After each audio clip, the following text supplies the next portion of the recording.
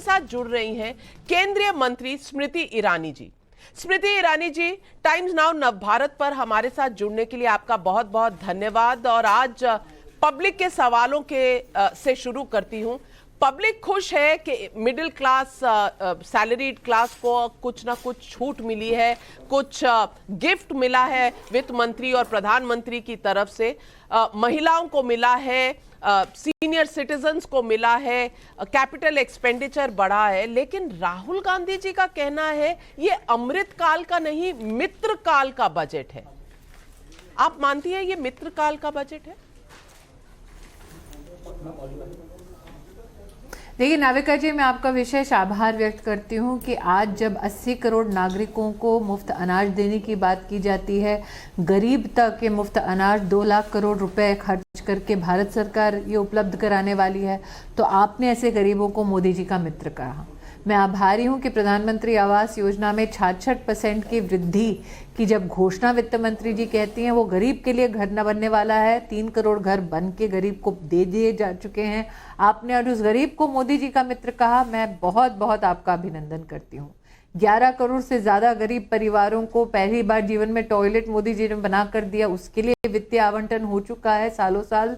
लेकिन आज आपने उन गरीबों को भी मोदी जी का मित्र कहा, इसके लिए मैं अभिलाषी हूं कि आपका अभिनंदन करूं। 40 करोड़ से ज्यादा हिंदुस्तानियों का पहली बार जीवन में बैंक का खाता मोदी सरकार ने खोला। आपने उन 40 करोड़ हिंदुस्तानियों को मोदी का मित्र कह दिया, उसके लिए आपका अभिनंदन करती हूँ।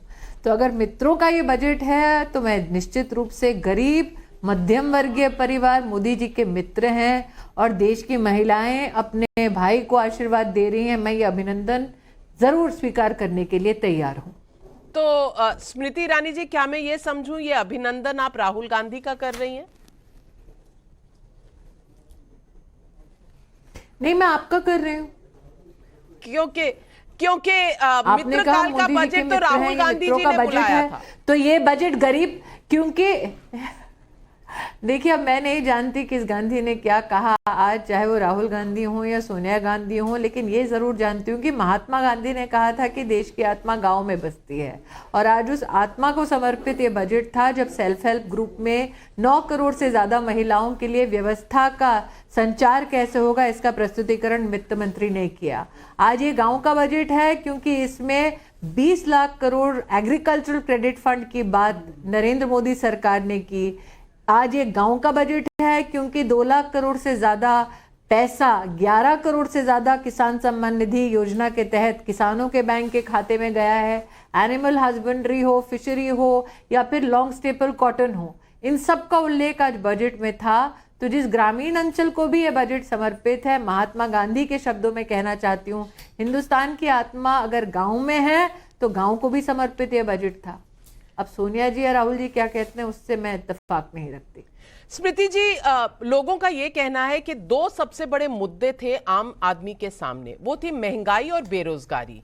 आपको लगता है इस बजट में पूरी मात्रा में महंगाई और बेरोजगारी को सॉल्व करने के लिए बजट में प्रावधान है?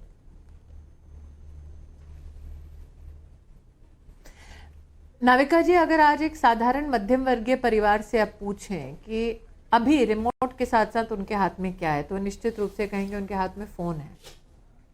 और आज डेटा की जो कॉस्ट है वो 27 गुना कम हुई है 8 सालों में, और ये संभव मोदी सरकार में हुआ है। जो विशेषज्ञ अभी आप जिनका बाइट चला रही थी, उन विशेषज्ञ से अगर आप पूछते जब उनकी सरकार थी तो टूथपेस्ट, साबुन, उस पे 27% का टैक्स वो वसूलते थे गरीब से और मिडिल क्लास से, जो मोदी सरकार ने घटा दिया। आप टूथपेस्ट और साबुन तो छोड़िए, किशमिश पर 12% का टैक्स गांधी खानदान की सरकार लगा के बैठी थी जब उनकी सरकार थी। मोदी सरकार ने उसको घटाकर 5% किया है। तो मेरा ये मानना है कि अगर आप मिडिल क्लास परिवार के खर्चे देखें तो सबसे बड़ा खर्चा अगर आता है विपदा की घड़ी में तो वो आता है दवाई पर। आज 9000 जनऔषधि केंद्र खुल चुके हैं देश में, उसमें अगर आप डायबिटीज की दवाई ले लें तो डायबिटीज की दवाई ही 80% कम में आज बिक रही है जन औषधि केंद्र में, उसमें बड़े घर के लोग निश्चित रूप से नहीं जाते, वो मैं स्वीकार करती हूँ। डायलिसिस की बात ले लीजिए नाविका जी, तो आज 627 जिलों में 1324 डायलिसिस सेंटर भारत सरकार चलाती है। बाहर जाके प्राइवेट सेक्टर में अगर आप डायलिसिस कराएं तो 2200 रुपये से कम का नहीं होगा, लेकिन गरीब को यहाँ पर मध्यम वर्गीय परिवार को 1100 रुपये मैक्सिमम की सहूलियत मिल जाती है और 1000 से 1100 रुपये में उनका डायलिसिस हो जाता है। तो ऐसे कई विषय हैं जो मध्यम वर्गीय परिवारों को छूते हैं, जो मैं आज गिना सकती हूँ आपको। चलिए मेट्रो की बात ले लीजिए, आपके चैनल पर मेट्रो पर कई बार परिचर्चा हुई। कांग्रेस की सरकार का 2014 का आप आंकड़ा निकाल लीजिए, 5 शहरों में मेट्रो बनाने के लिए करीबन 34,000 करोड़ रुपया कांग्रेस की सरकार देती थी। मोदी सरकार में 2022-23 तक 20 शहरों में मेट्रो बनाने का काम कर रही है मोदी सरकार। 7 शहर और ऐड होने वाले हैं।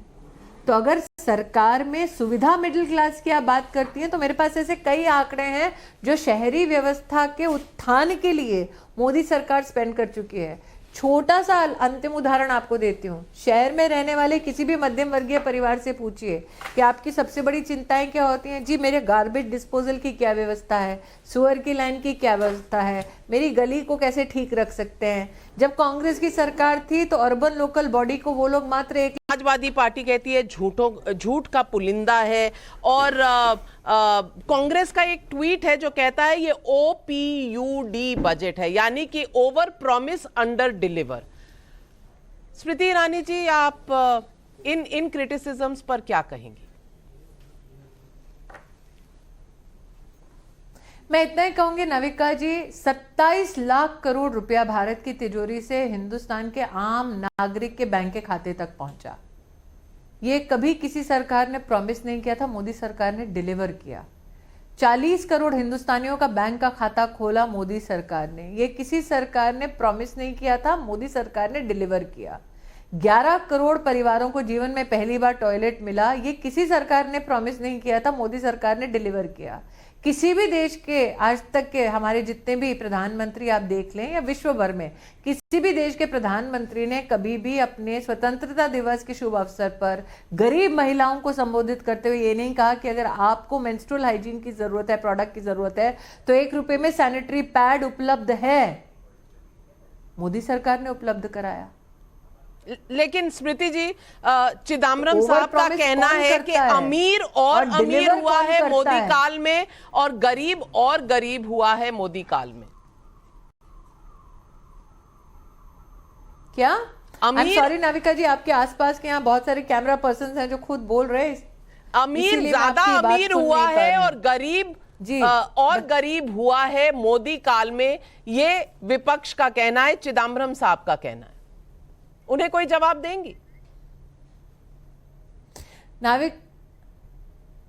नाविका जी, मैं इतना ही कहना चाहती हूं कि आज अगर 80 करोड़ नागरिकों को मुफ्त में 2.5 से 3 साल तक राशन मिल रहा है तो ये जग जाहिर है और स्वीकार हुआ है कि ये सुविधा सिर्फ और सिर्फ गरीब को जा रही है। इससे तो कोई आप एतराज नहीं कर सकती। आज छोटी सी एक और मैं आपको एक उदाहरण बता दूं। जब प्रधानमंत्री ने आयुष्मान भारत की बात की तो उन्होंने कहा कि हम 10 करोड़ परिवारों को इसमें सम्मिलित करेंगे। 10 करोड़ परिवार में अगर आप प्रति परिवार 3 या 4 व्यक्ति भी लें तो फिर कम से कम 30 से 35 से 40 करोड़ की जनसंख्या है। नाविका जी, 40 करोड़ की या 50 करोड़ की इस जनसंख्या में अब तक कैंसर की सिर्फ स्क्रीनिंग 31 करोड़ हो चुकी है। आप अगर किसी भी व्यक्ति से पूछ लीजिए, अमीर से अमीर, आज उसे अगर कैंसर डिटेक्शन के लिए स्क्रीनिंग करने जाना पड़े तो कितना पैसा खर्चा होता है।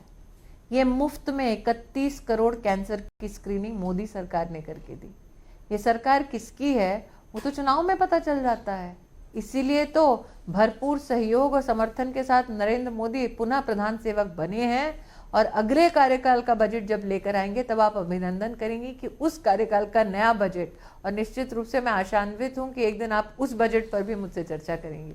तो आप कह रही हैं 2024 के लिए हम तैयार हो जाएं, बजट आपकी सरकार ही पेश करेगी? मैं इतना निश्चित रूप से कहूंगी कि मुझे कार्यकर्ता होने का इस बात का गर्व है कि मेरी सरकार ने, मेरे प्रधानमंत्री ने कभी भी बजट को पॉलिटिकल नीड की दृष्टि से नहीं देखा, नेशनल नीड की दृष्टि से देखा है।